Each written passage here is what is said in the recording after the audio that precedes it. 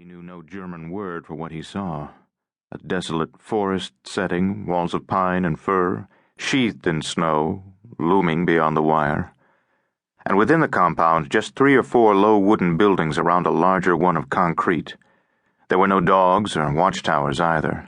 Just laconic SS boys dressed in some kind of forester's outfit, dappled in the patterns and shadows of deep trees, with automatic guns. More curiosities became evident shortly, and if the other prisoners cared merely for the ample bread, the soup, the occasional piece of sausage that it had become their incredible good fortune to enjoy, Shmuel at least would keep track.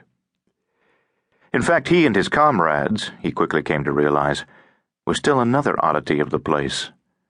Why had the Germans bothered to gather such a shabby crew of victims? What do we have in common, Shmuel often wondered, we Jews and Russians and Slavic types?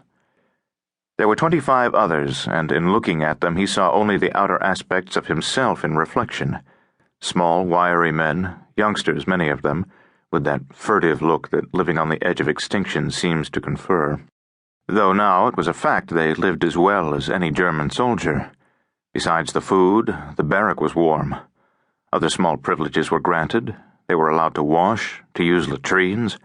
They were given the field-gray flannels of old Wehrmacht uniforms to wear, and even issued the great woolen field coats from the Russian front. Here Shmuel experienced his first setback. He had the bad fortune to receive one that had been hacked with a bayonet. Its lining was ripped out. Until he solved this problem, he'd be cold. And then the labor. Shmuel had had the SS for an employer before at the IG Farben synthetic fuel factory. The rule was double time or die. Here, by contrast, the work was mostly listless digging of defensive positions and the excavation of foundations for concrete blockhouses under the less than attentive eye of a pipe-smoking SS sergeant, an amiable sort who didn't seem to care if they progressed or not, just as long as he had his tobacco and a warm coat and no officers yelling at him. Once a prisoner had dropped his shovel in a fit of coughing. The sergeant looked at him, bent over and picked it up. He didn't even shoot him. One day as the group fussed in the snow, a young corporal came out to the detail. "Got 2 strong ones for me. Some heavy business in shit for." Shmuel heard the young man ask.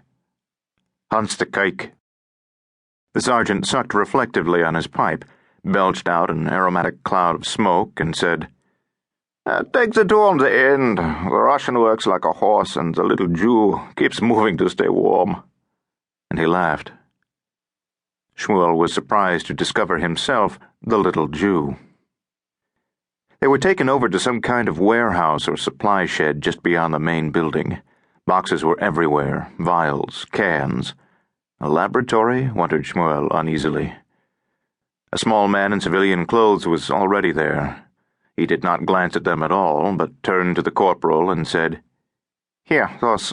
Have them load them up and get them over to the main center at once." "Yes, Herr Engineer Doctor," said the corporal, and when the civilian fellow left, the corporal turned to Shmuel and said quite conversationally, "Another Jew, you know. They'll come for him one day." Then he took them to the corner of the room where 2 wooden crates were stacked, and with a wave of the hand indicated to the prisoners to load them onto a dolly. Each crate weighed around 75 kilos, and the prisoners strained to get them down and across the room to the dolly. Shmuel had the impression of liquid sloshing weightily as he and the Russian crab walked the first one over, yet there was nothing loose about the contents. The twin runes of the SS flashed melodramatically in stencil across the lid, and next to them, also stamped, was the mighty German eagle clutching a swastika. The designation WVHA also stood out on the wood, and Shmuel wondered what it could mean. But he should not have been wondering. He should have been carrying, for the heel of his boot slipped and he felt the crate begin to tear loose from his fingers. He groped in panic, but it really got away from him, and his eyes met the Russian's in terror as the box fell. It hit the cement floor with a thud and broke apart. The Russian dropped to his knees and began to weep piteously. Shmuel stood in fear. The room blurred in the urgency of his situation. Askew on the cement, a great fluffy pile of excelsior spewing out of it like guts, the box